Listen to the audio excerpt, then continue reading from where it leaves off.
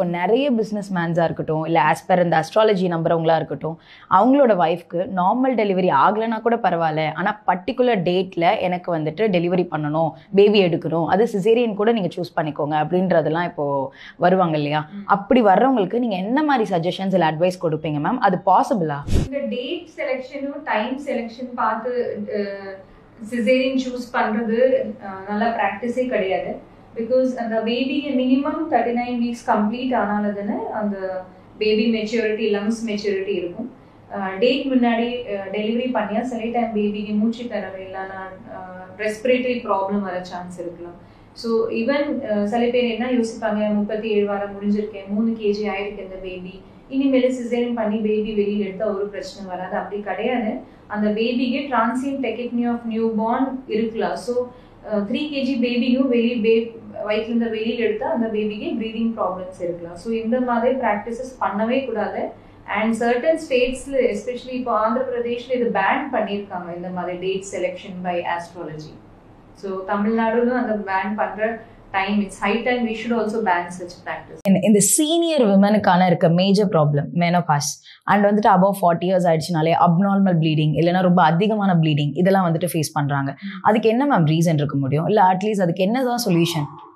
So இந்த bleeding problems usually 40 years மேலே ஆரம்பிக்கும் because of hormonal changes.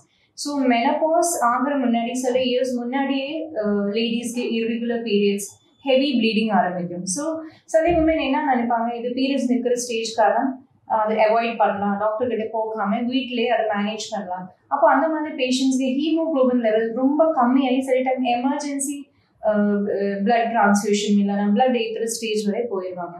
So அந்த ஸ்டேஜில் கொண்டு போகாமல் நீங்கள் முன்னாடி ஒரு கைனகாலஜிஸ்ட்னே கன்சல்ட் பண்ணியா அது நிறைய சொல்யூஷன்ஸ் இருக்கும். ஃபர்ஸ்ட் அந்த கைனகாலஜிஸ்ட் ஒரு ஸ்கேன் பண்ணிட்டு உங்களுக்கு ஃபைப்ராய்ட் கட்டி, அதாவது எடினோமயோசிஸ் அந்த ப்ராப்ளம்ஸ் இருக்கா, இல்லைன்னா யூட்ரஸ்னு ஜவ் வீக்கம் இருக்கா, அது கண்டுபிடிச்சிருவாங்க.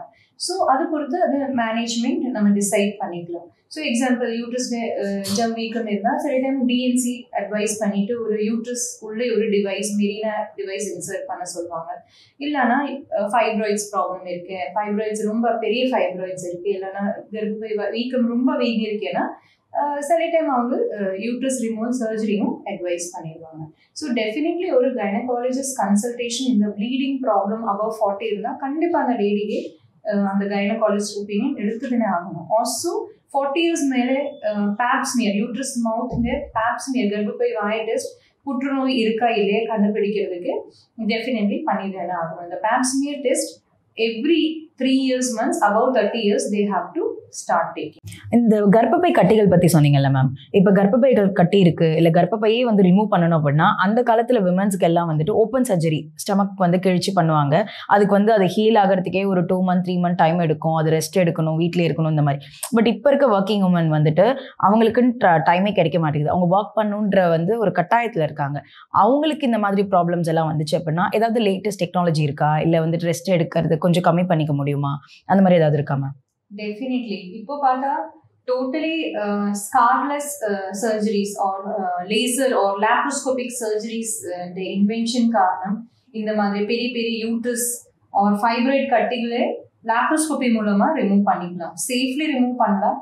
அண்ட் இந்த மாதிரி சர்ஜரிஸில் அந்த பேஷண்ட் ஜென்ரலி அவ்வளோ பெயின் எக்ஸ்பீரியன்ஸ் பண்ண மாட்டாங்க. ஈவன் சர்ஜரியோட duration also will be shorter. 2 daysலேயே ஆர் 1 daysலேயே வீட்டிலே அனுப்பிடுவேன். அண்ட் அந்த ஸ்கார்ஸும் சின்ன சின்ன வாட்டர் ஸ்கார்ஸ் மட்டும் இருக்கும்.